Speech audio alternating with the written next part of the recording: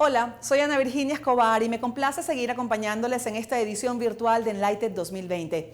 Hoy estaremos hablando de educación superior y desde Caracas, Venezuela, quiero presentar a los participantes del primer panel del día.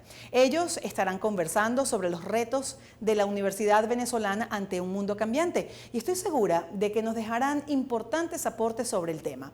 Les hablo de Amalio Belmonte, sociólogo de profesión, doctor en Ciencias Políticas de la Universidad Central de Venezuela, profesor titular de la Escuela de Sociología de esa casa de estudios y profesor del doctorado en Ciencias Políticas de su Facultad de Ciencias Jurídicas y Políticas. La profesora María Lombao, psicóloga y abogada, egresada de la Universidad Central de Venezuela, magíster en Recursos Humanos de la Universidad Metropolitana y doctora en Economía de la Empresa de la Universidad de Almería, España. Actualmente es vicerrectora académica de la Universidad Metropolitana. Y de la profesora Mariela Asato, vicerrectora académica y administrativa de la Universidad Simón Bolívar. Ella cuenta con una trayectoria de 25 años en gestión académica y administrativa. Diseñó las propuestas Modelo Pedagógico Singular y Transmedia Mind y actualmente desarrolla e impulsa el proyecto de Sistema de Escuelas Inteligentes. Este panel será moderado por Héctor Benavente de EA University, consultor y conferencista con más de 10 años de experiencia en el desarrollo de negocios en España, India, Reino Unido, Estados Unidos y Venezuela en las áreas de consultoría, restauración, comercio internacional y tecnología. Ingeniero de sistemas de la UNIMED, MBA por el IE Business School de Madrid y máster en dirección de empresas de tecnología en el IDCESEM de Madrid. Profesor en la Universidad Metropolitana en el área de iniciativas emprendedoras. Bienvenidos a todos y que comience el debate. Gusto acompañarlos el día de hoy. Tengo aquí unos invitados muy destacados de las principales universidades venezolanas y vamos a tocar un tema muy interesante, los nuevos retos de la universidad en estos mundos que vivimos. Y para empezar, tengo una pregunta que es un debate que yo he visto que se está dando a nivel mundial en las grandes universidades, en los principales países del mundo, que ¿cuál es el principal papel de la universidad, digamos, en el mundo que vivimos? La parte de investigación, formar a las personas para el mundo que tenemos, para la realidad que existe, o formarlas para el mundo que creemos que debemos tener. Y para empezar, empezamos por la profesora Sato, por favor. Un gusto saludarla el día de hoy. Muchas gracias. Saludos para ti también, Héctor. Excelente pregunta. Justamente en este momento, la universidad está en un punto de inflexión para saber realmente cuál es la función. No cabe ninguna duda que hace 30, 40 años podíamos pensar que la universidad de hace 900 años podía seguir siendo la misma. Vemos delante de nuestros ojos cómo las estructuras comienzan a desmoronarse. Algo como la pandemia nos obliga inmediatamente a mostrar nuestras cartas y cuando las pusimos todas en la mesa nos dimos cuenta de las fisuras que existen. No hay hoy en día, después de lo que nos ha sucedido recientemente, 6 meses, una visión clara realmente de cuál es la función de la universidad. Si tú me preguntas en este momento, pero es que lo que estamos haciendo es lo correcto, sí, yo creo que la universidad debe transformarse. En una conversación con el presidente Macron, por supuesto, él hablaba de cómo iba a rescatar después de 6 meses la industria. En Francia, él dijo, no nos interesa salvar la industria, él dijo, nos interesa transformarla. En este momento hay muchas políticas que estamos tratando de manejar y efectivamente estamos tratando de buscar cuál es verdaderamente la función de la universidad. Si tú me dices que es una estructura organizadora del conocimiento, sí, pero ¿cómo ahora?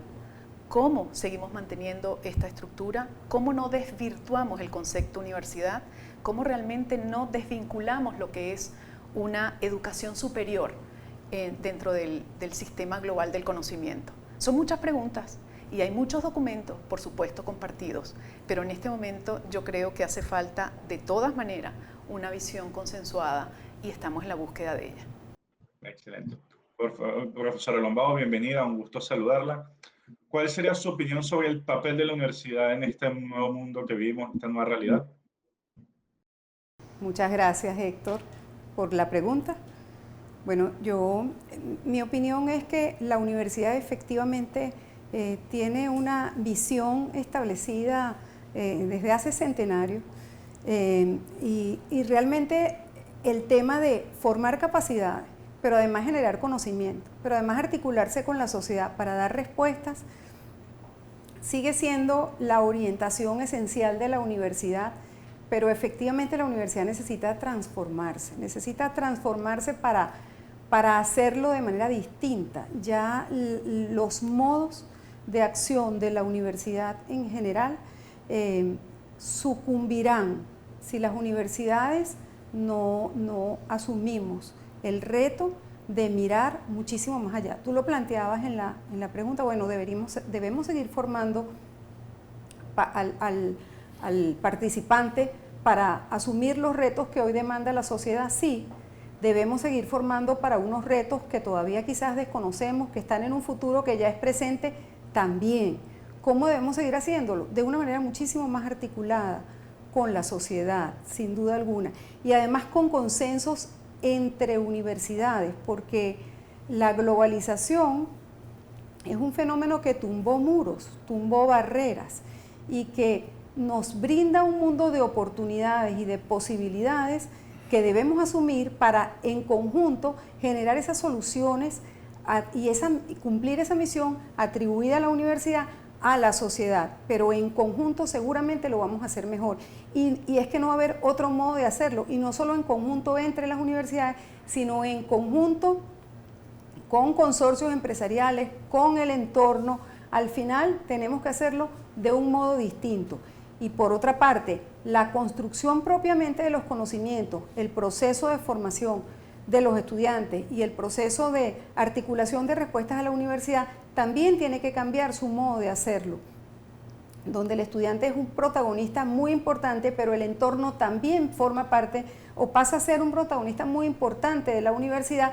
Si no, no lo vamos a poder seguir haciendo. Las universidades, nos ha llegado el momento, yo diría ya desde hace algún tiempo, pero a lo mejor esta pandemia que estamos viviendo, tenemos que mirarlo como una oportunidad de transformar lo que hacemos y el cómo, para dar cabida a modelos distintos que ya muchas universidades nos sirven de referente y están utilizando y con los cuales tenemos que consustanciarnos para poder entonces efectivamente crear desarrollo, orientar a la sociedad, producir conocimiento, formar capacidades.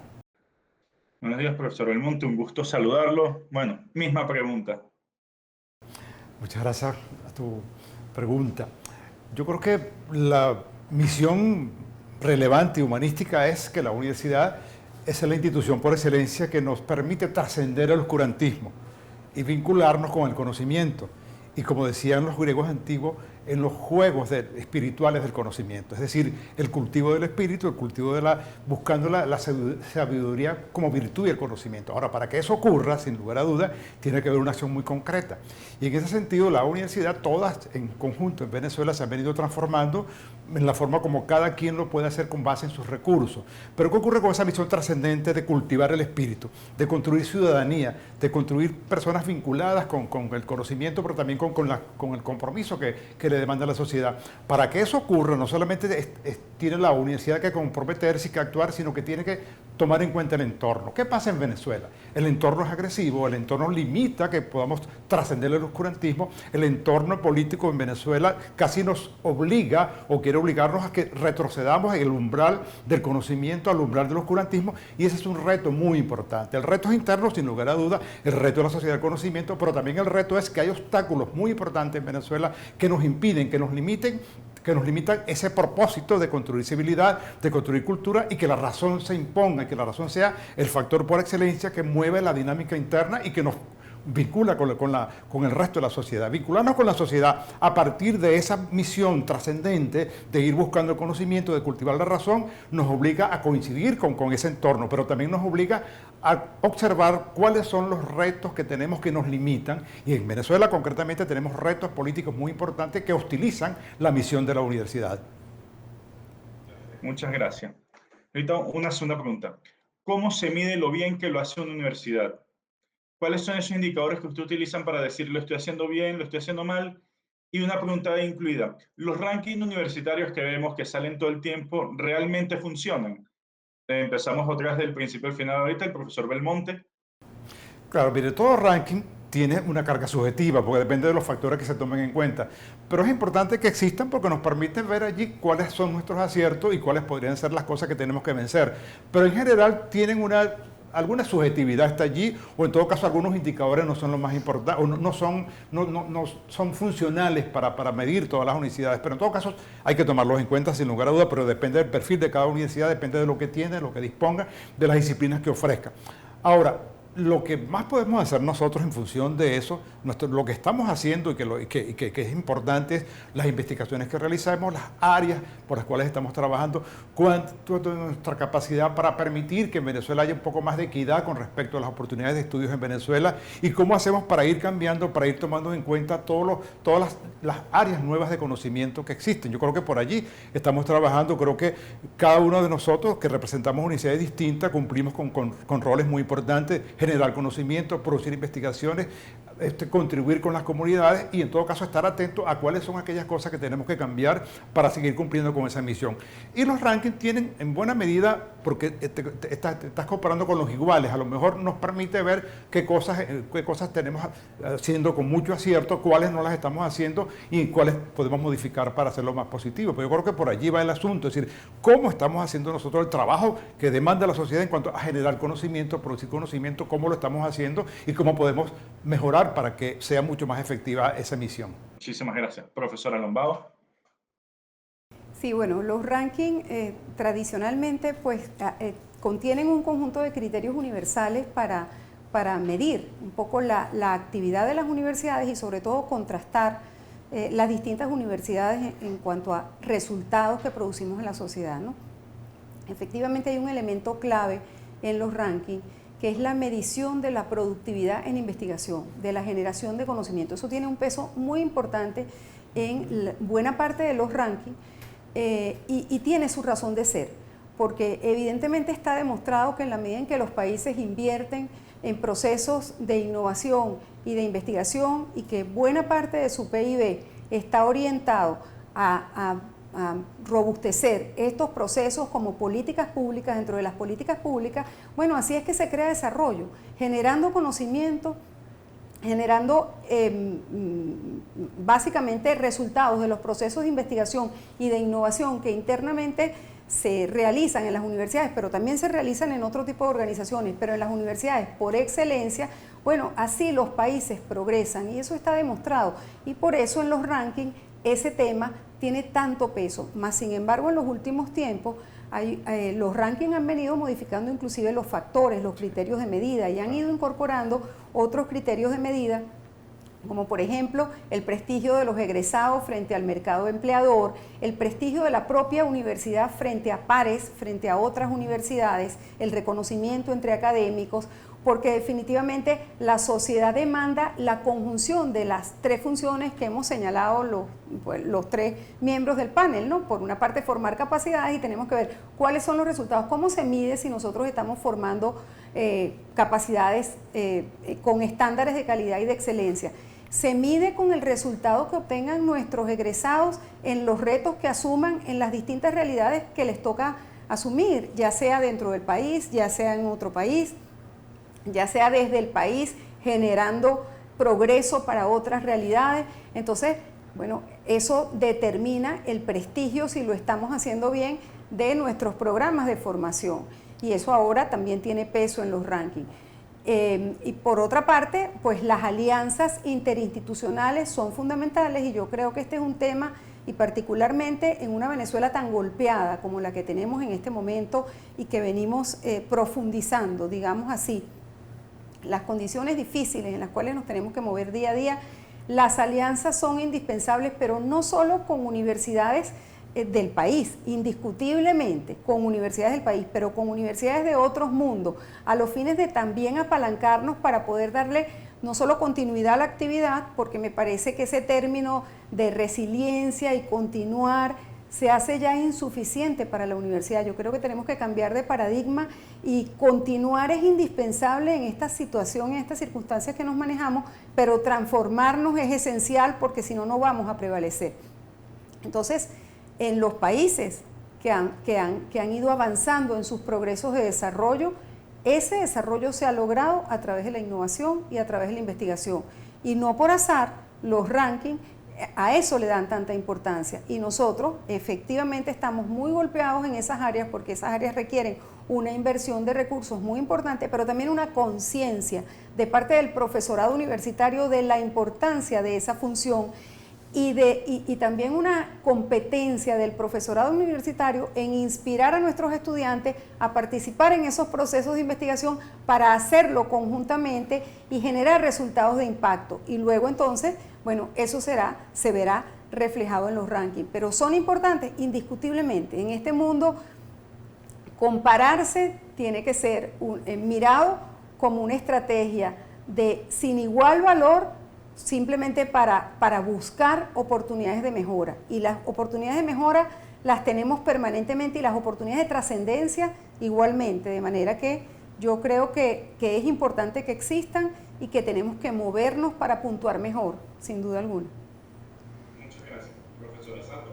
Sí, complementando lo que dice la profesora Lombao, que no puedo estar más de acuerdo, aparecer en el mapa es fundamental. Relacionarse con el otro es fundamental y eso mide un poco la productividad de cada una de las instituciones que se precien. Tener credibilidad en esta sociedad global del conocimiento es fundamental y justamente esas son las mediciones que hacemos. ¿Cómo desarrollas, cómo generas conocimiento en una institución? Bueno, efectivamente tienes que estar perfectamente, hay una coordinación de elementos que se tienen que dar. Hemos citado mucho la realidad de Venezuela. Yo trato de no pensar un poco en eso porque si bien es cierto que la investigación está golpeada más en las universidades públicas, porque podemos pensar realmente que los recortes presupuestarios no solamente atienden a Venezuela, vemos en otras latitudes realmente que parece que es la consigna, que las universidades de alguna manera comiencen a ser más sostenibles. De manera que los indicadores están vinculados, tal y como lo decía la profesora Lombao, no solamente con la generación de una investigación de cómo es la invención y de qué manera invertimos, sino cómo son las relaciones que tenemos con nuestros pares. Así que sí, los rankings también se construyen en otras latitudes. Es muy importante siempre conocer el contexto en el que nos movemos. Cuando tú te comparas con otra sociedad, por supuesto que hay variantes. Y es importante realmente en este momento hacer una pausa y saber exactamente a qué atendemos, qué es lo fundamental y qué es lo importante, es decir, qué es la productividad. Yo siempre digo que en cada una de las sociedades es importantísimo entender realmente cuál es la realidad del país y saber exactamente cómo estamos invirtiendo en la innovación que realmente necesita el país. Todas las sociedades no son las mismas y efectivamente nosotros tenemos que hacer un esfuerzo, sí, incluso por crear rankings particulares que tengan que ver incluso además con sociedades que se nos parecen y efectivamente comenzar a construir indicadores que tengan que ver con nuestras propias realidades. Muchas gracias, profesor. Otro debate que he podido ver, yo he tenido la oportunidad de ver en varios países y en todos los países es el mismo debate, es que la universidad se está quedando rezagada versus el mundo laboral real. Ese rezago cada vez va creciendo más porque el mundo va muy rápido y la universidad, como bien comentaba, va un poco lento. Ejemplos, yo les ponía uno, Google sacó un título que puedes pagar $300 y en 6 meses te dan algo que para ellos vale igual que un título universitario. Muchas de estas empresas top del mundo dicen, para ciertos puestos, ya yo no quiero los mejores de las carreras universitarias porque han demostrado que para puestos de este estilo no funcionan. En España se está dando un fenómeno que, por lo menos, yo soy ingeniero de sistema, pasa mucho en la gente que estudia tecnología, que abandonan la carrera a mitad de carrera porque es que dicen, ya yo de aquí en adelante voy a ganar más y el resto de lo que me da la universidad no ven que se aporta valor. Y con una universidad que puede tardar años en generar un cambio de pensum para una materia o una carrera, ¿qué podemos hacer? O sea, ¿qué puede hacer la universidad hoy en día cuando los cambios sean en meses? Y olvidándonos aunque sea el COVID, viendo todo lo más en este mundo que cambia rápido y cada vez más rápido, ¿qué puede hacer la universidad para cortar esa brecha y acercarse y mantenerse? Profesora Lombao, empezamos con usted. Sí, bueno, realmente bien pertinente la pregunta, Héctor, y de alguna manera asomaba yo en la respuesta anterior que la universidad tiene que moverse más rápido.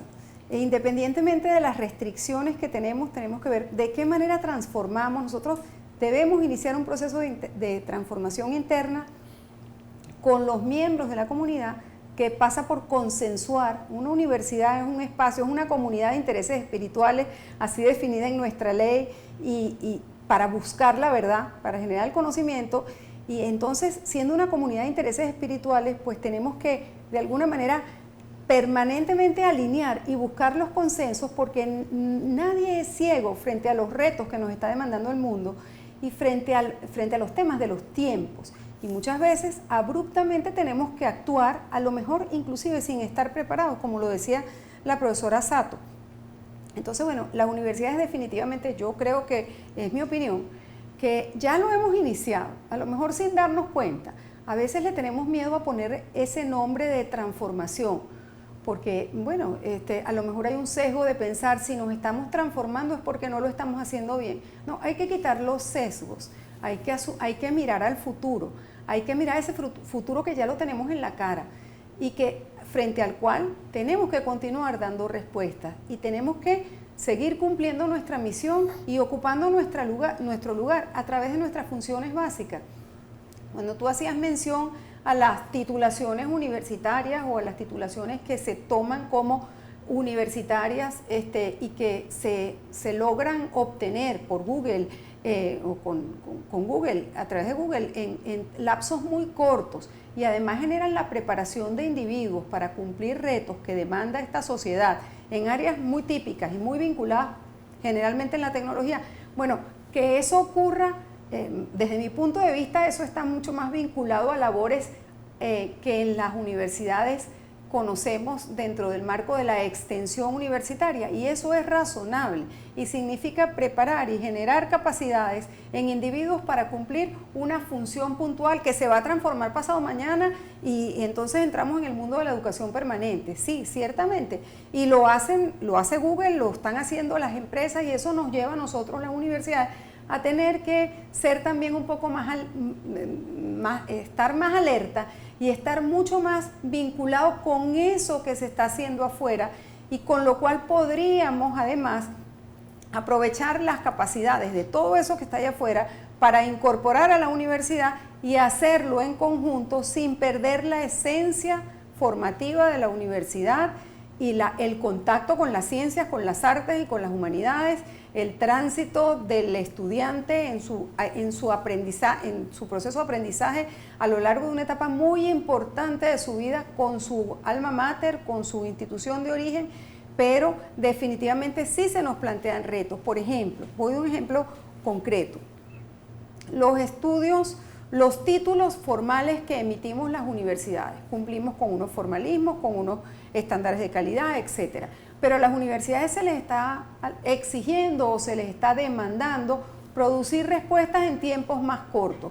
¿Eso es incompatible con la labor que realiza la universidad? Para nada, no es incompatible. En el marco de lo que hacemos podemos incorporar salidas intermedias, certificaciones para competencias específicas, alianzas, un tema muy importante. En el entorno hay organizaciones que tienen un conocimiento privilegiado sobre el tema que ellas manejan, que está a lo mejor por encima del conocimiento que se tienen en las universidades, porque además el conocimiento ahorita, y ese es otro paradigma que hay que derrumbar, el conocimiento no está en las universidades, ya el individuo no va a buscar el conocimiento en las universidades, el conocimiento está, y el conocimiento se construye en las universidades y también en otros espacios, sin duda alguna.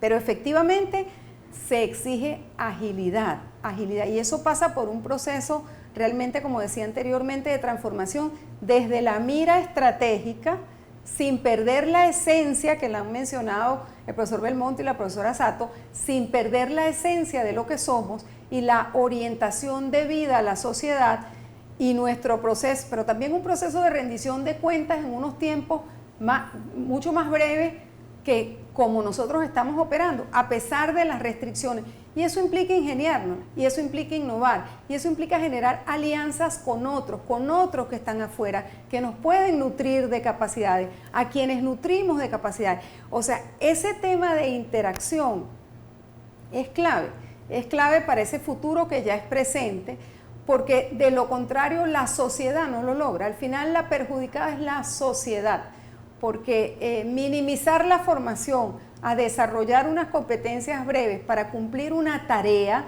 e imaginarnos que eso es cultivar procesos de desarrollo de sociedades, es tener una mira corta. El proceso de desarrollo y aprendizaje va mucho más allá de eso, pero también implica que nos tenemos que mover más a prisa, sin duda alguna. Cuando tú señalabas, Héctor, el tema de que una reforma curricular pueda durar N cantidad de años, yo creo que ya eso no está ocurriendo, claro, realmente, ¿no?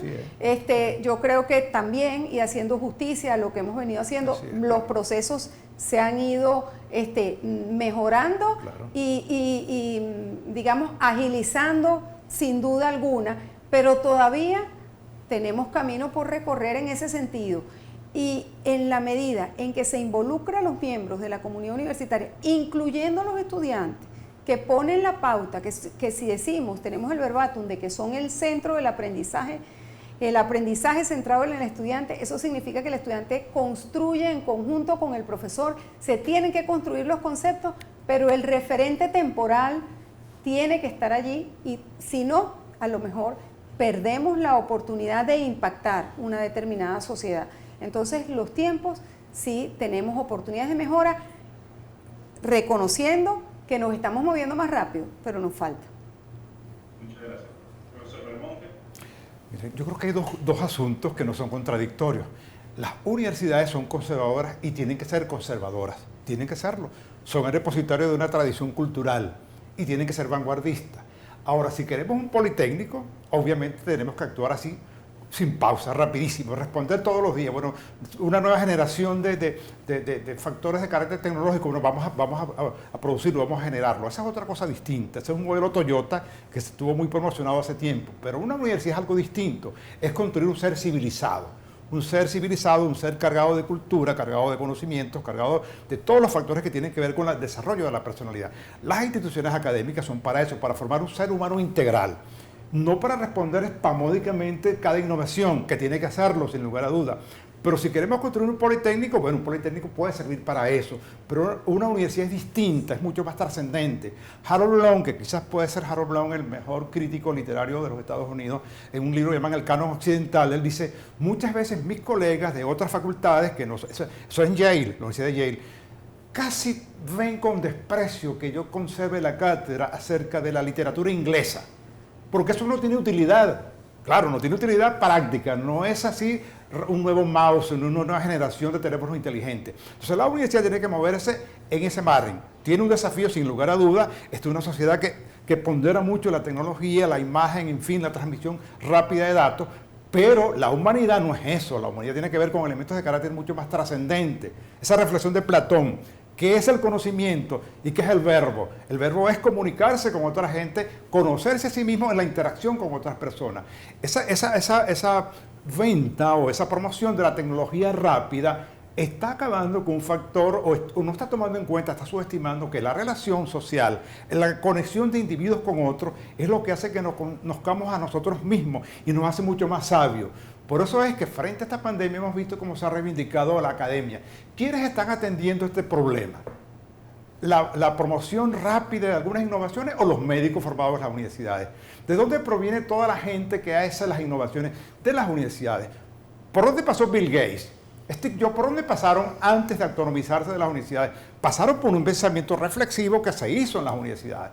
Entonces las universidades tienen que ser conservadoras para conservar lo que han construido. La UCB cumple el año que viene 300 años. No los puede despreciar, no los puede subestimar para enrolarse en la onda de la producción solo de tecnología. No, tiene que conservar y tiene que preservar eso como parte de la esencia de la nación, del espíritu de la nación, pero también, por supuesto, tomar en cuenta todo lo que tiene que ver con las innovaciones tecnológicas, porque corre parejo, obviamente, las nuevas tecnologías con la producción de conocimiento. Eso es verdad, pero la esencia del ser humano, el ser humano produciendo conocimiento junto con otros seres humanos, es un factor que no está vinculado directamente con la tecnología, sino que tiene que ver con la esencia misma de reflexionar, de pensar, de decir, ¿para dónde va esta sociedad? ¿Dónde estoy yo ubicado? Como lo dice Harold Bloom, yo quiero estar ubicado en su patria, que son los Estados Unidos, independiente que esté rodeado de celulares y de computadoras, pero también quiero eso, porque me permite comunicarme con mis pares, pero también quiero ser un ser humano, formado integralmente. Por ejemplo, los japoneses están buscando cómo rescatar algunas tradiciones populares, porque ellos dicen que se ha perdido mucho en el mundo este de las innovaciones tecnológicas, que para ellos es muy importante, pero que la esencia de ser japonés no está allí, está en otra parte. Entonces la universidad tiene un reto muy importante. Es un centro de civilización, es un centro de civilidad, es un centro de valores y también tiene que ser un centro de producción de tecnología. Esa combinación tiene que hacerla y no está rezagada. La universidad no puede estar espasmódicamente actuando, tiene que ser muy reflexiva, muy pensada, muy discutida, muy evaluada, y en ese sentido, lo decía Mari Carmen, hemos revisado los programas y no porque los revisemos formalmente, sino que la propia dinámica va haciendo que la relación con los estudiantes va haciendo que aprendamos los estudiantes, ellos aprenden de nosotros en una relación recíproca y eso permite que se cambien los pensos per se, sin necesidad de ir a una instancia que pueda tomar la decisión, porque la propia dinámica de la acción del conocimiento, de la producción de conocimiento en grupo, hace que seamos innovadores. Yo pienso entonces que sí, que hay que tomar en cuenta todas esas innovaciones, pero no somos una fábrica de producir tecnólogos o tecnología. Somos una institución académica para la reflexión, para la producción de conocimiento, de poesía, de filosofía y de tecnología. Somos todo eso, y todo eso obviamente tiene que ser tomado en cuenta al momento de evaluarnos. ¿Estamos a tono con la realidad? ¿La realidad está por encima de nosotros? No. Nosotros no podemos solamente interpretar lo que demanda la sociedad, tenemos que decir a la sociedad aquellas cosas que no demanda, pero que pudiera demandar, adelantarnos a ese conocimiento, a esas demandas que existen. Es decir, la universidad tiene que ir cabalgando sobre lo que tiene, ciertamente, sobre la realidad donde vive, pero también pensando más allá de lo que esa realidad le está imponiendo. Yo creo que por allí ve el asunto. No es fácil resolverlo, ciertamente, no es fácil resolverlo, pero la pandemia, ¿qué es lo que ha hecho? Nos ha obligado a reflexionar acerca del hecho educativo, acerca de la enfermedad como tal, acerca del paciente. ¿Y quiénes los están haciendo? Los están haciendo universitarios. En la pandemia, al frente, ¿quiénes están? Están los médicos, ciertamente, pero las consecuencias de carácter sociológico que comporta una pandemia como esta tiene que ser revisada porque estamos generando una nueva forma de ver el mundo y eso tiene que ver con otras reflexiones que tienen que ser muy lentas, muy sosegadas y tienen que ser siendo comprobadas para poder decirle al mundo, bueno, mire, el país que viene es este, a lo mejor como dice Joan Manuel Serrat, que lo resuelve fácilmente. ¿Qué cree usted que va a pasar? Nada. Y Luis Sabater, el gran filósofo español, nada, vamos a seguir siendo iguales pero más pobres.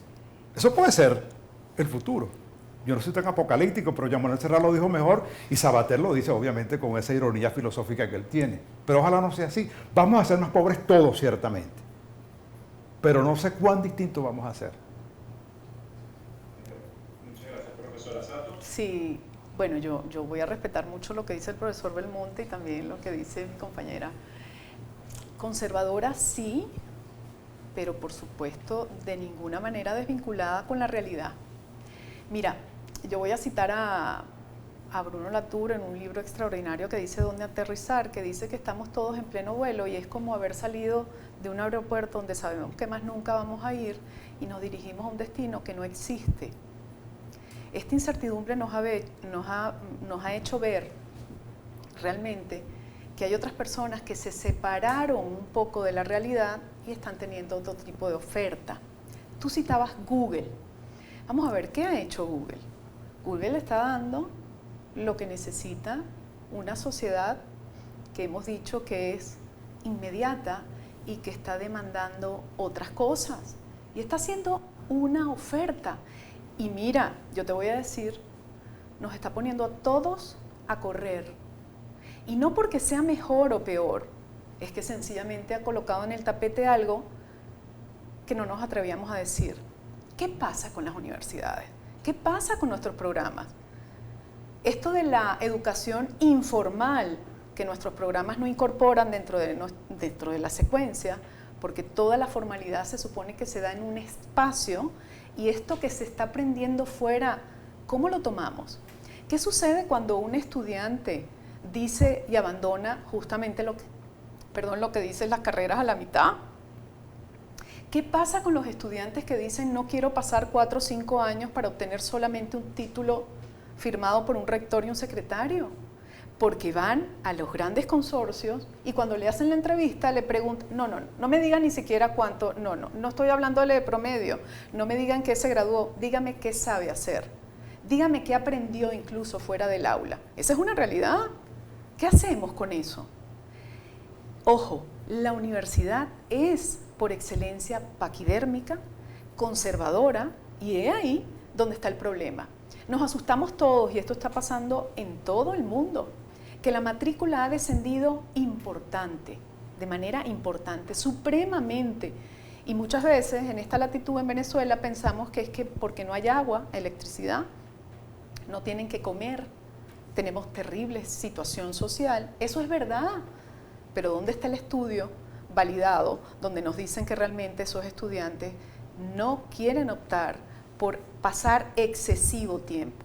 Las universidades dan los fundamentals, eso a lo que hacía referencia, por supuesto, el profesor Belmonte, pero hay otras cosas que requieren, no la inmediatez, requiere realmente que nuestros programas empiecen a moverse más rápido. ¿Es verdad? Hay un proceso, porque tenemos que correr, porque si no nos vamos a quedar sin universidad o nos vamos a quedar sin ese recinto en el cual decíamos que era la única organización estructurada para generar conocimiento. No podemos despreciar lo que está pasando fuera, porque tenemos una ruta clara. Hay una Agenda 2030 que en el objetivo número 4 habla de educación de calidad. Pero esos 17 objetivos tienen debajo de ellos 169 objetivos. ¿Cómo se logra eso si no nos ponemos de acuerdo? ¿Cómo logra usted tener una educación de calidad, una formación de calidad? Entonces no es tan sencillo. ¿Qué sucede entonces? Es que realmente una universidad se tiene que transformar. Bueno, la universidad a lo mejor queda, como todas las universidades, como grandes certificadores. Los estudiantes están saliendo de la clase y están buscando competencias que alguien con cierta credibilidad certifique. Eso es una realidad. ¿Cómo obviar esa realidad?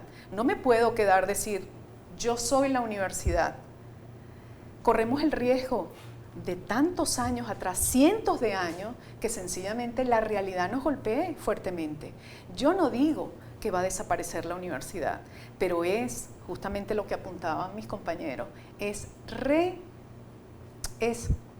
necesario replantearse de inmediato eso que está sucediendo, esa experiencia Google, por ejemplo, que está teniendo un éxito, porque además, ¿qué pasa con el estudiante? ¿Qué quiere el estudiante? No nos olvidemos, por favor, que la primera universidad del occidente se creó hace unos cientos y tantos años. ¿Y cómo se creó? Por las necesidades de unos estudiantes que se conformaron. Y ellos decidieron cuáles eran los maestros o los profesores que tenían que tener. No fue al revés. Entonces ahora construimos murallas y le decimos a los estudiantes cómo tienen que manejarse. Cuidado con eso. Yo digo que hay que preservar la institucionalidad, hay que saber realmente crear un ambiente propicio y realmente volver a pensar que ese espacio tiene que atender realmente las realidades de los estudiantes, y por supuesto sopesando cuáles son los fundamentals y cuáles son las realidades que en este momento, por supuesto, está demandando la sociedad. La generación de hoy no es la generación de ayer, y esa es también una realidad. Entonces, ¿cómo además incorporamos eso? No podemos ser rígidos, nos vamos a fracturar, eso lo sabe todo el mundo. Yo sé que hay gente además en este evento que estará hablando y ha hablado, por supuesto, de esto. Y es un gran problema. Entonces, sencillamente, las estructuras comienzan. Mire, hay un libro maravilloso de Matsukato cuando habla del valor de cada una de las cosas. Por supuesto, lo habla con la economía. Nosotros nos hemos olvidado del valor de la formación. Estamos muy apegados a cuánto cuesta exactamente un programa de estudio, cuánto cuesta exactamente un recurso, y nos hemos olvidado realmente del valor de las cosas. A lo mejor nos damos cuenta que muchas de las carreras que tienen nuestras universidades no tienen ningún sentido. Esa es una realidad. Ese es un golpe muy fuerte que nadie quiere atender. Porque, por supuesto, ¿cómo me vas a decir que una carrera que ha sido exitosa durante tantos años ahora no tiene que estar? Bueno, es que hay lugar para todo. La profesora Lombao hablaba de la educación permanente. Por supuesto, claro que sí, la educación no acaba en la universidad. Ese es un planteamiento también de la Agenda 2030. Es decir, hay muchas cosas que hay que pensar, pero definitivamente sabemos que no es ni sencillo ni fácil, pero tenemos que comenzar a dar esta dinámica. Muchísimas gracias. Lastimosamente se nos acabó el tiempo y a mí como profesor universitario en Venezuela y emprendedor es un debate que me encanta ver, me parece muy necesario y más habiendo tenido la experiencia de vivir en otros 4 países y muy agradecido con la profesora Sato, la profesora Lomboy y el profesor Belmonte por darnos un debate totalmente de altura y ojalá sea el primero de muchos y nos permita seguir llevando este debate más allá. Muchas gracias por acompañarnos en el aire y saludos a todos los que nos están escuchando. Hasta luego. Muchísimas gracias. Gracias a todos. Gracias a este destacado panel de expertos por hablar sobre los desafíos que enfrentan nuestras casas de estudio en este contexto. Para continuar con la jornada de hoy, quiero dar paso a 2 videos de nuestros aliados, EA University, sobre sus metodologías y la innovación educativa en el mundo digital de hoy. Adelante. El aprendizaje líquido en IE Executive Education es una experiencia educativa interactiva y transformadora que va más allá de metodologías y plataformas únicas. Combina los ecosistemas de enseñanza presencial y digital de forma innovadora y ofrece una experiencia educativa de máxima calidad, con independencia de tus circunstancias particulares o del lugar del mundo donde te encuentres. Diseñamos nuestros programas para que se amolden a la vida dinámica de nuestros participantes. Ofrecemos programas personalizables donde se puede elegir entre múltiples opciones de interacción entre estudiantes y profesores, distintas actividades extracurriculares y otras muchas oportunidades formativas. Nuestro objetivo global es estimular el talento híbrido de los participantes, ayudándoles a adquirir habilidades interdisciplinares para una mejor adaptación en entornos en continuo cambio. Abanderamos las mejores prácticas educativas con metodologías y contenidos de vanguardia. Usamos las últimas tecnologías para facilitar un aprendizaje interactivo que facilite el intercambio de opiniones y apoyo con compañeros y profesores. Este enfoque nos permite, además, maximizar la flexibilidad de las clases presenciales. Tu experiencia lectiva es la misma dentro o fuera del aula, independientemente de la frecuencia con que vengas al campus. Una vez por semana, varios días al mes o nunca, si eso es lo que prefieres. Sabemos que no se trata solo de aprender, sino de alcanzar metas. Y por eso nuestro enfoque pone énfasis en el desarrollo y el crecimiento de los participantes, generando un impacto tanto en su organización e impulsando su propia trayectoria profesional gracias a las herramientas que les guían hacia el nuevo entorno de trabajo líquido. En IE Executive Education estamos listos para lo que nos espera. ¿Lo estás tú?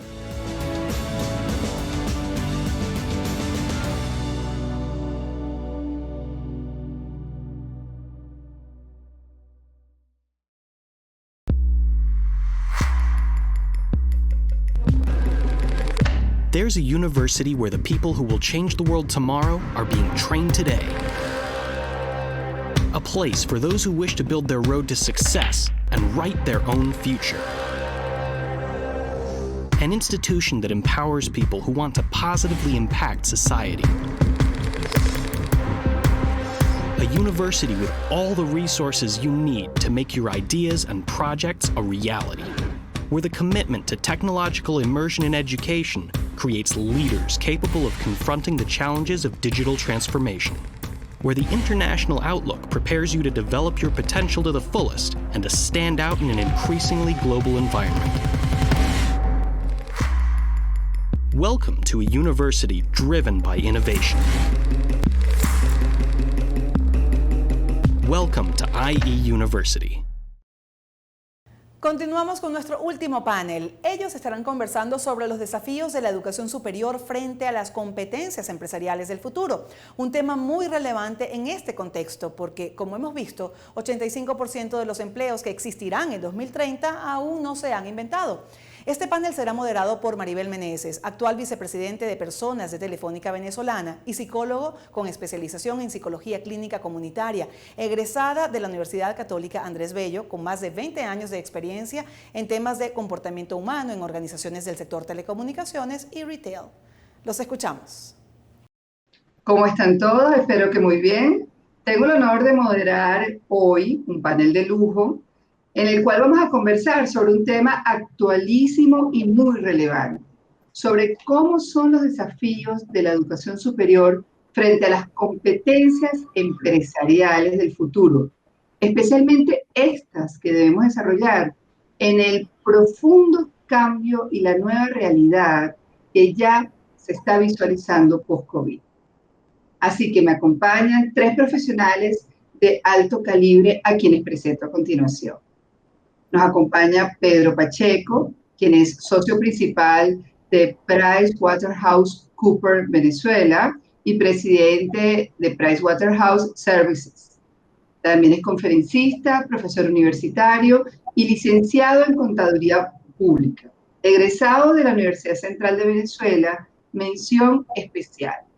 Realizó sus estudios de posgrado en la Universidad Politécnica de Madrid en Ciencias Administrativas, cursó y aprobó materias de posgrado en Ciencias Administrativas, mención Finanzas, igualmente en la Universidad Central de Venezuela. Cursó programas avanzados de gerencia y de banca y finanzas en el IESA. Completó un programa de intercambio en la oficina de PricewaterhouseCoopers en Nueva York.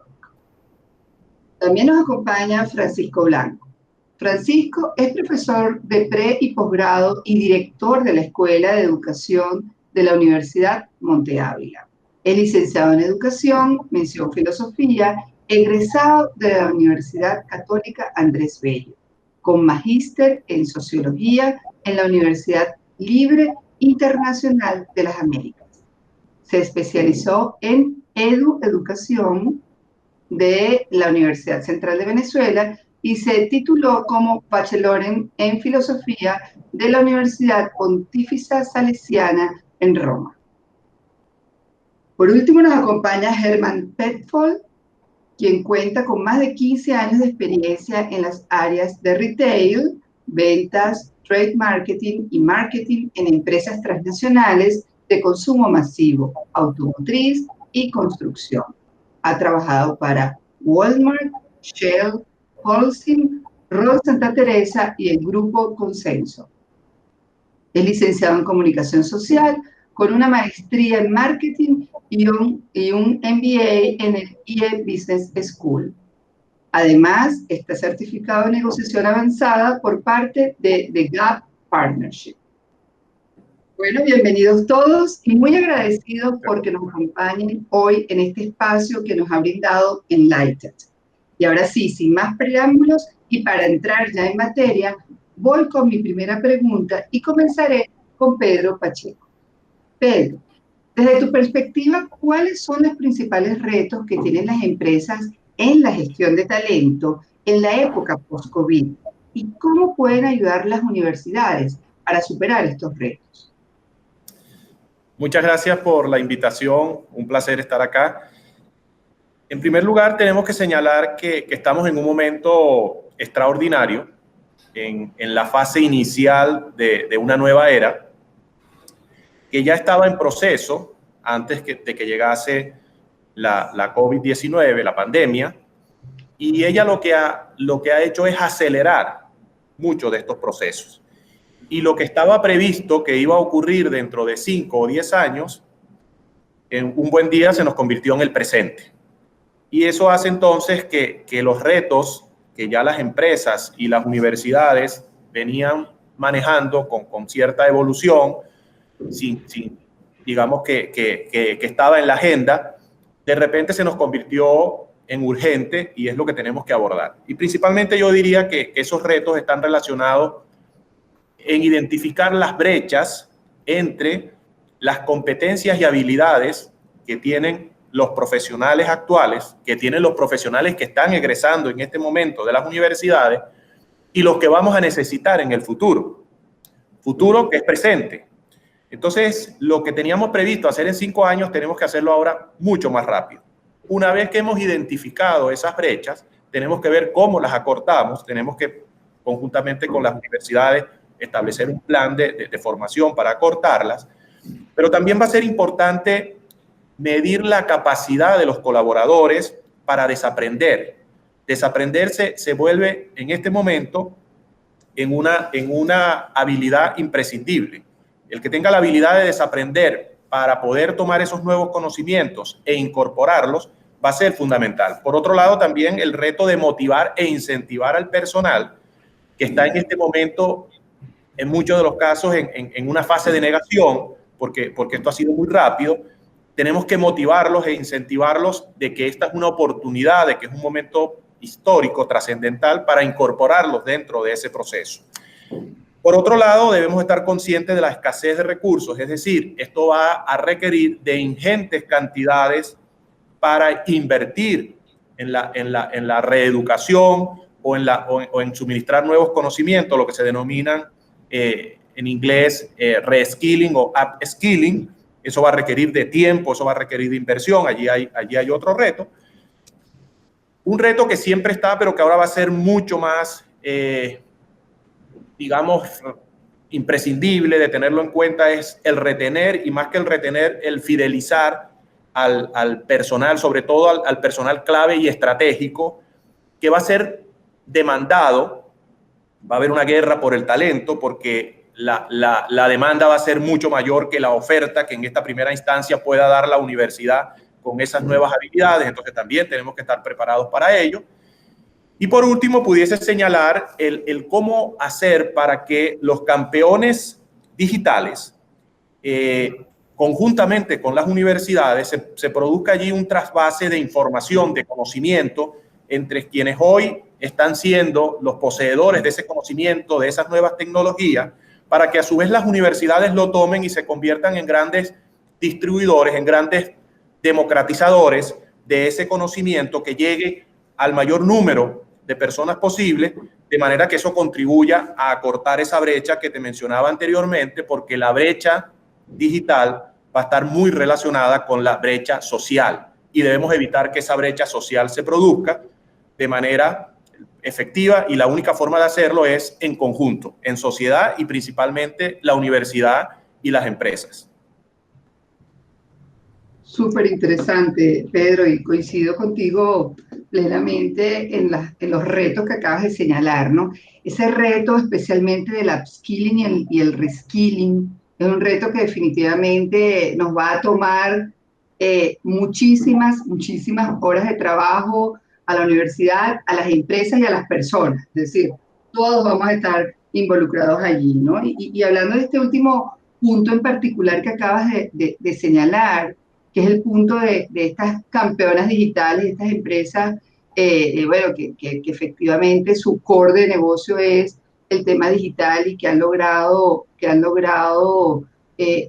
bueno, tener ese skills mucho más desarrollado. Ahí enlazaría mi pregunta y se la haría a Francisco, ¿no? Porque efectivamente, Francisco, bueno, siempre la relación entre universidad y empresa ha existido, es decir, eso es algo que a lo largo de la historia moderna, vamos a llamarlo así, ha existido ese relacionamiento universidad-empresa. Entonces, mi pregunta en este momento es, porque casi siempre la universidad es la que le ha dado como la materia prima a las empresas, que son las personas preparadas, ¿no?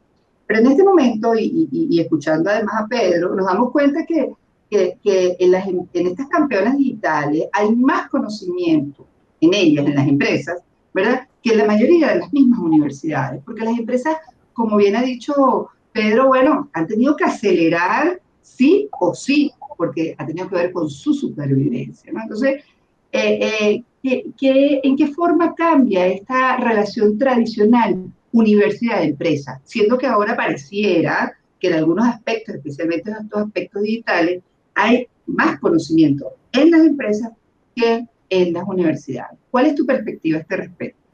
La relación cambia es en el sentido en que ahora nos necesitamos mutuamente en mayor medida, porque la universidad tiene un contacto con la realidad, no solamente a través de sus estudiantes, sino también a través de sus centros de investigación y de sus programas de extensión.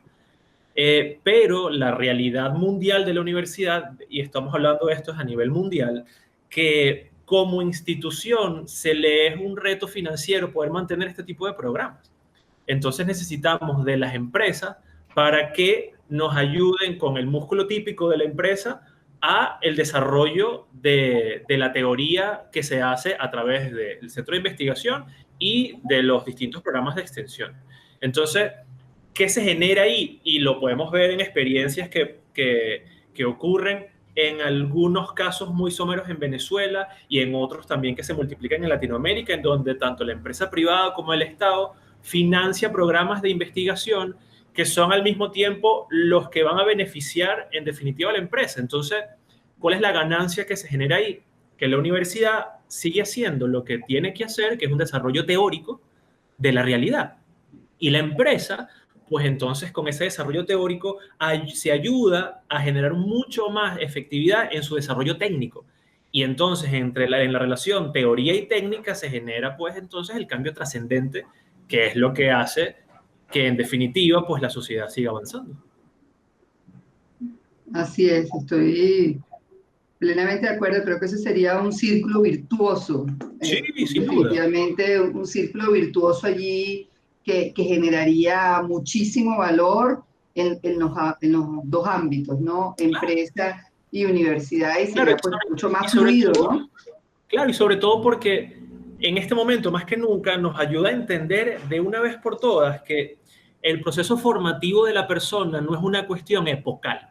No se circunscribe solamente a la universidad, porque en la empresa también se tiene que formar. El proceso formativo es un continuo en la vida del hombre. Y como es un continuo, entonces tenemos en todas las etapas que vive el hombre, desde su etapa de académica, universitaria, hasta su etapa profesional, ese hilo conductor tiene que irse, porque al final de cuentas lo que queremos la universidad y lo que quiere también la empresa es que la persona pues se aproxime más a su naturaleza de bien y de felicidad. Y eso se logra con una formación de calidad. Así es. Y además con esto pues evolucionan los países, evoluciona el mundo, y seguimos como en ese proceso, ¿no? Y escuchándote, y además que venimos este tema de las competencias digitales, las campeonas digitales, todas estas nuevas skills que vamos a tener que desarrollar, pues todos nos toca a todos. Pero hay otro elemento que está mucho sobre la mesa, además del tema digital, que tiene que ver con el emprendimiento.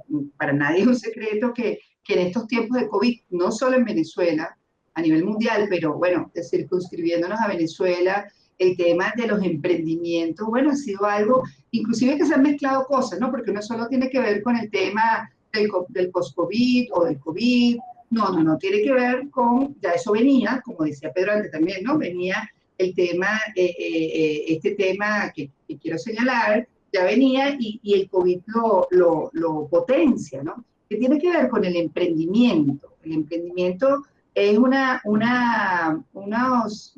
a decir, una forma de hacer negocios y una forma de independizarte como profesional que ha venido agarrando muchísima fuerza ya hace tiempo, ¿no? Y hemos escuchado cómo dentro de las organizaciones también hacer el intraemprendimiento ha sido algo bien buscado por las organizaciones. ¿Y por qué? Porque en el emprendimiento hay muchos elementos que tienen que ver con la innovación, con el desarrollo de nuevas cosas, nuevos productos, nuevos servicios. Entonces, ahí me gustaría que Germán, y además también hay un elemento importante que tiene que ver con las nuevas generaciones, los millennials, que vienen con chips diferentes naturalmente a lo que eran las generaciones pasadas, ¿no? Entonces, ahí me gustaría escuchar a Germán, ¿no? Y Germán, me preguntaría hacia qué proyectos podrían realizar en conjunto la educación superior, las universidades y la empresa para aumentar el emprendimiento hacia lo interno de las organizaciones, ¿no? También podríamos hablar un poco de cómo impulsar o estimular el emprendimiento hacia afuera, pero me gustaría como escuchar tu perspectiva también hacia lo que es el intraemprendimiento. Bueno, básicamente yo lo dividiría como en dos grandes bloques. Uno es la educación superior dual, que en muchos países, por ejemplo Alemania, es común utilizarla, en donde combina el aprendizaje de una compañía con el centro de formación profesional donde está el estudiante, ¿no? Llámese universidad. Y entonces, claro, este modelo lo que hace es combinar al mismo tiempo lo que es la teoría y la práctica, no una especie de pasantía, sino como lo dice su propio nombre, la dualidad de esto te permite al estudiante ya interactuar específicamente dentro de una organización y dentro del modelo de negocio de la misma, pero a la vez sin culminar la universidad, que obviamente es la que te permite asumir todos los conocimientos teóricos. Y por otro lado, el estudiante viene con cúmulos de información y exposición a tendencias que muchas veces uno se retrae cuando está dentro de una empresa. Y lo que hace la empresa muchas veces para captar esas tendencias, para captar ese emprendimiento, esa innovación, es a través de investigaciones de mercado. Cuando tenemos un recurso extremadamente valioso, que es gente que está en el día a día y obviamente asume, interactúa con esa realidad del día a día. Y por otro lado, el estudiante también asume y también es consciente de las responsabilidades que tiene, el cuidar los detalles, la presión común que puede haber dentro de los trabajos y la factibilidad de evaluar proyectos, que si bien es cierto, es como una burbuja hoy en día en la universidad, te permite esa interacción. Y el segundo aspecto, que ya tiene muchos años, pero es todo lo que pueden empezar a implementar las universidades a través de los métodos del caso.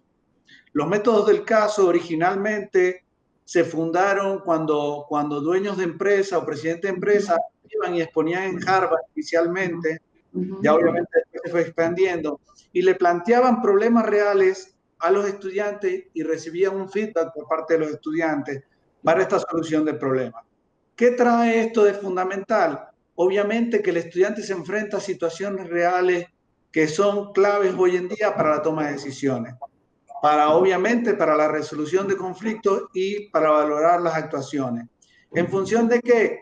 En función de ciertos aspectos, porque cuando uno toma una decisión no tiene el 100% de los aspectos o toda la información, sino que aprende a tomar decisiones en base a la información que tiene.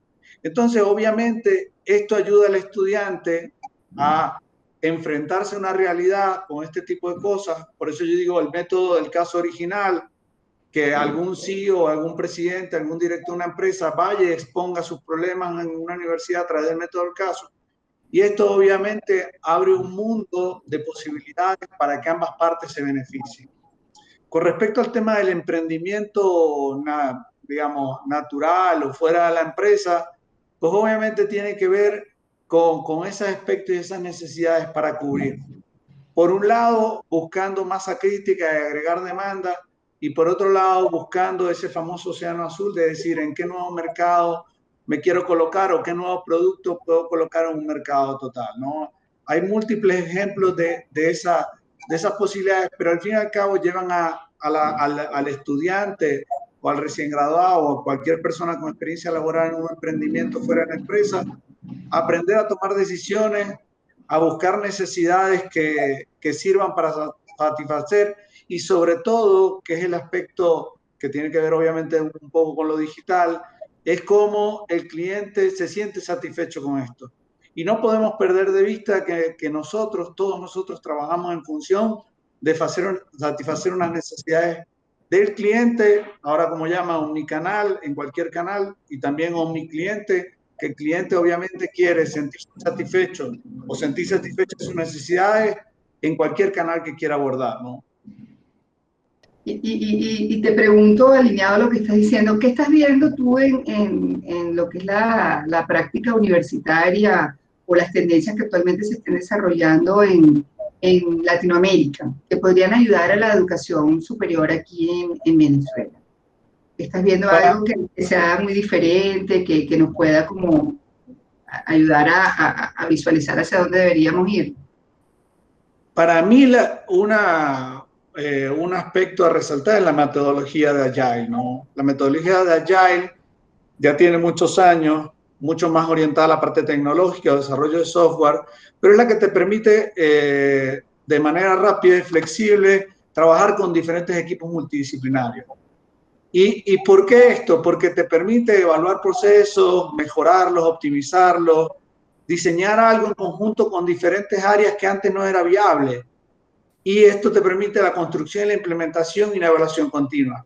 Antes, cada área se encargaba de un proceso determinado. Yo terminaba en el punto 1 y del punto 1 al punto 2 se encargaba otra área. Hoy en día no. Esta metodología Agile te permite que un área como finanzas, un área como recursos humanos, marketing, mejora continua, se reúnen y evalúen qué procesos pueden ser mejor de cara al cliente.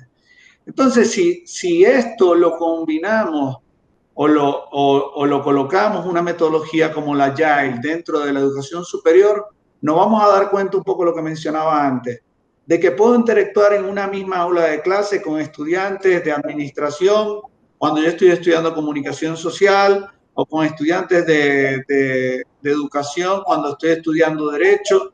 En el fondo, toda esa combinación te permite ir y formar un profesional mucho más integral. Entonces, es lo mismo, para la empresa, la diversidad es lo que te permite sacar un mejor resultado y de forma mucho más ágil y estar en evaluación continua. Antes desarrollabas un producto y ese producto se quedaba así y esperábamos la medición. Hoy en día no, hoy en día la metodología Agile, para llevarlo a un ejemplo simple, es las aplicaciones que nosotros tenemos en los teléfonos que constantemente nos piden una actualización. Actualice porque hay una mejora en este aspecto o en este otro aspecto.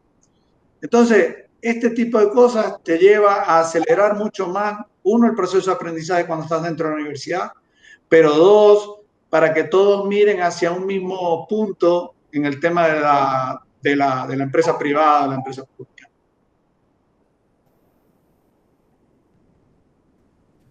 Qué bueno, Germán, que hablas del tema ya. Y nosotros en Telefónica hemos implementado ya lo que es la metodología Agile de manera importante, sobre todo en el desarrollo de productos y servicios, y la verdad es que nos ha ido muy bien.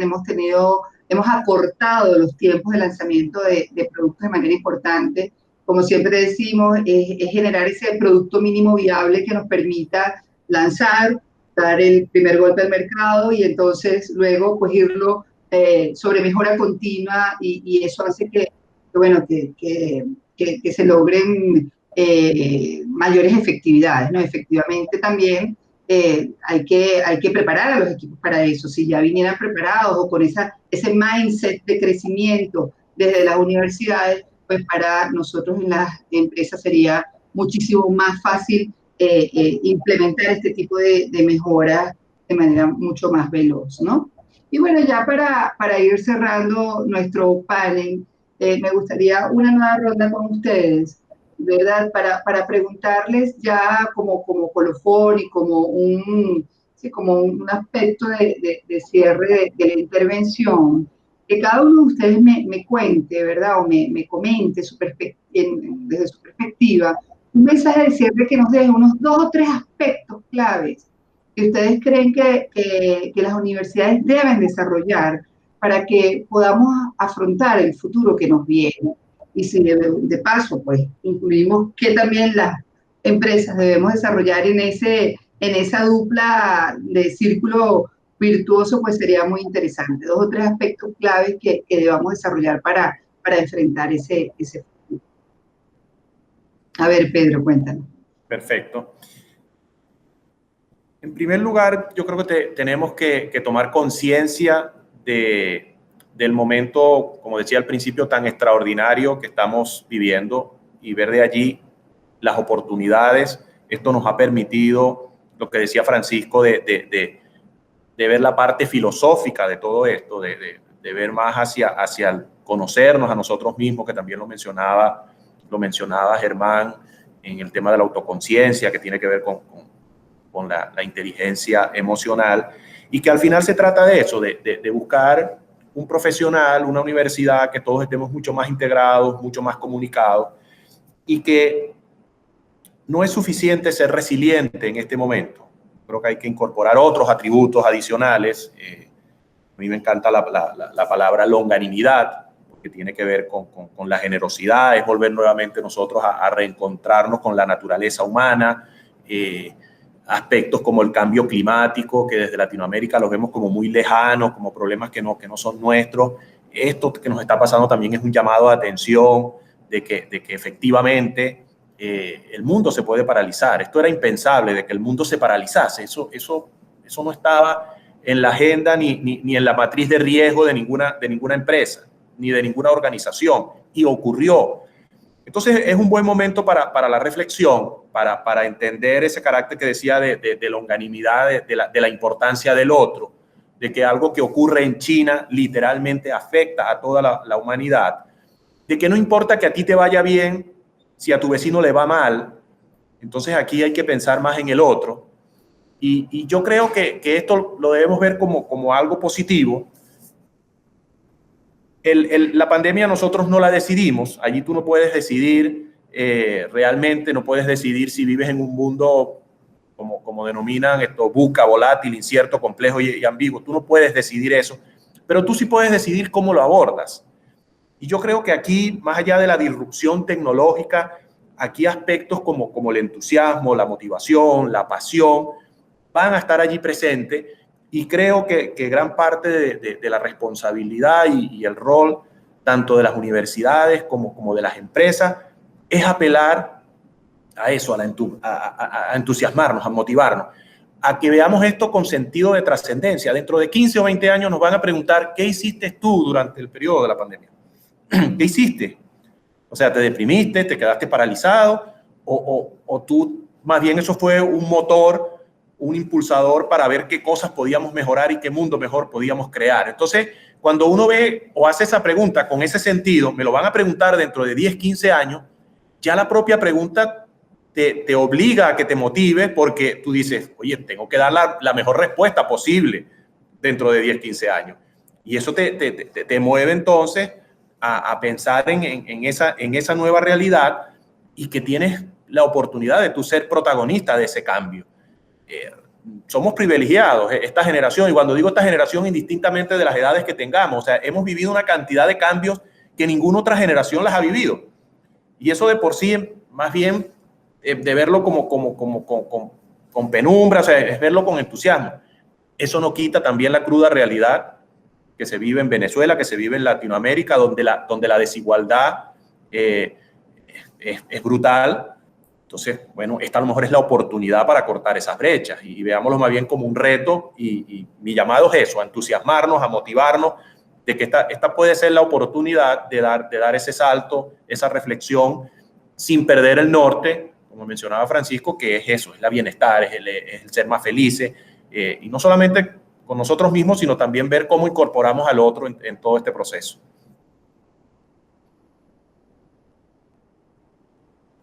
Me has dejado reflexiva, Pedro. Qué bien. Germán. Para mí, como las universidades deberían desarrollar, Pedro me robó el tema. Todo indica a nivel mundial que esta pandemia, además de acelerar las cosas, lo que ha ayudado es que los demás, que las personas piensen en los demás.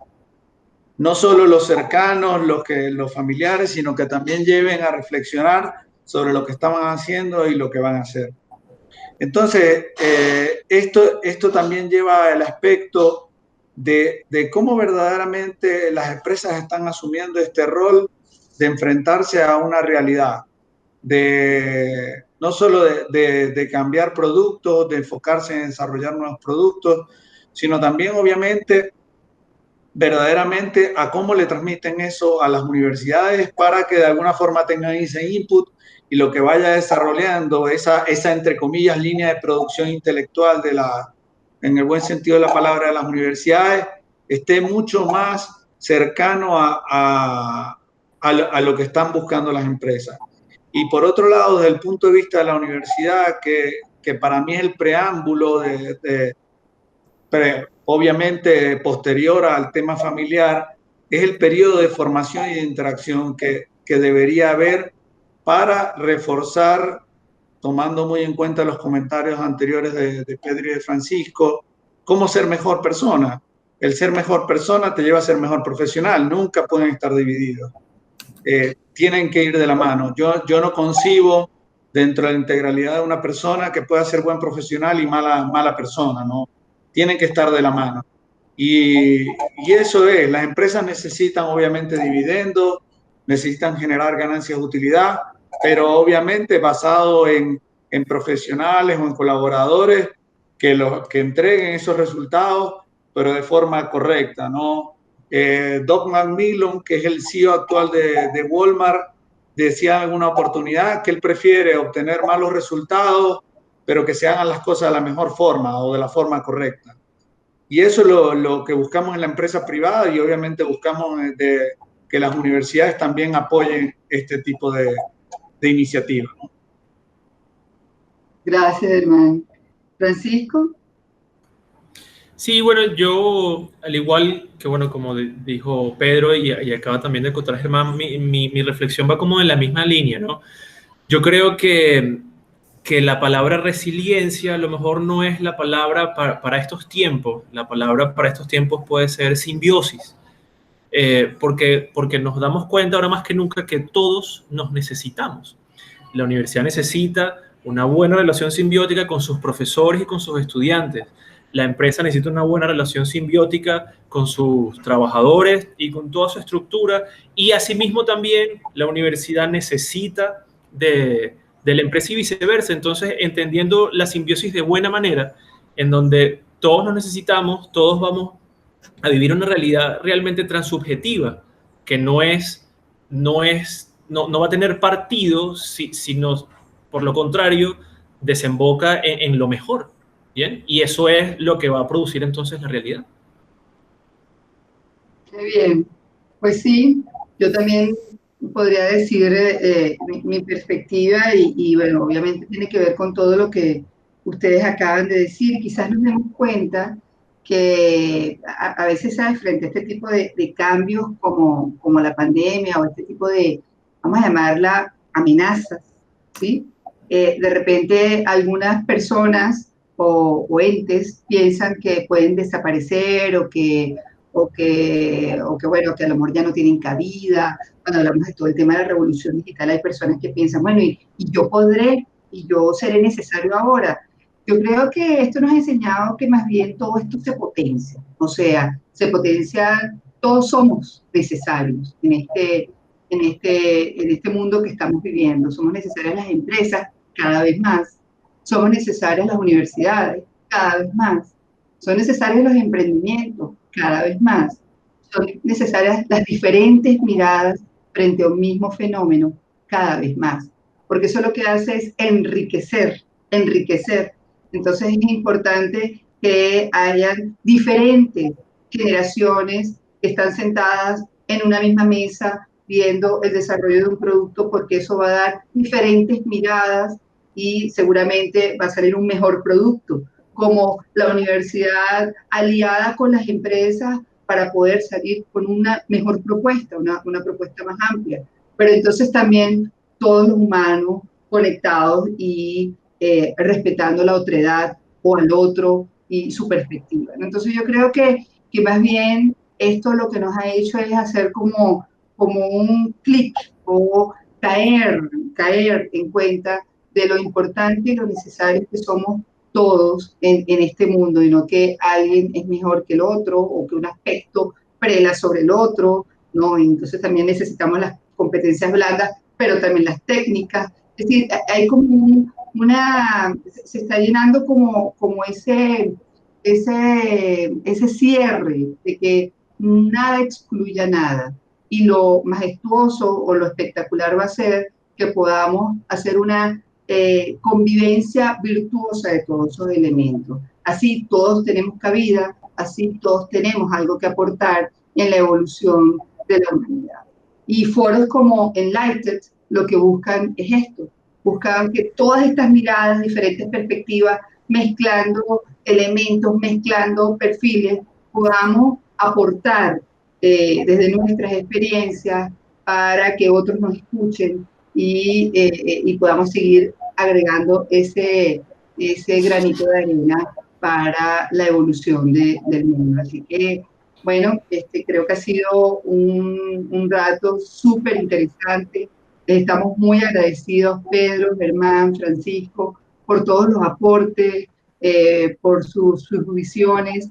De verdad que ha sido para mí un honor, un placer. Y bueno, ojalá repitamos este foro o nos reunamos para poder seguir desarrollando conocimiento para la universidad y para las organizaciones. Y a todos los que nos acompañaron, de verdad, muchísimas gracias. Y bueno, espero que sigan disfrutando de Enlighted. Muy agradecido. Gracias. Y así llegamos al final. Muchas gracias por su participación. Desde Caracas, Venezuela, estamos complacidos de participar en esta edición virtual de Enlighted 2020. Gracias a todos por seguir este espacio y especial agradecimiento a nuestros aliados EA University, Fundación Santillana y South Summit. Los invito a seguir más de Enlighted 2020 en las redes sociales de Fundación Telefónica Movistar Venezuela, @FundaciónTEF_VE. Hasta la próxima edición de Enlighted, el evento que reúne a los más destacados expertos de la educación mundial. Será hasta la próxima. Muchas gracias a todos.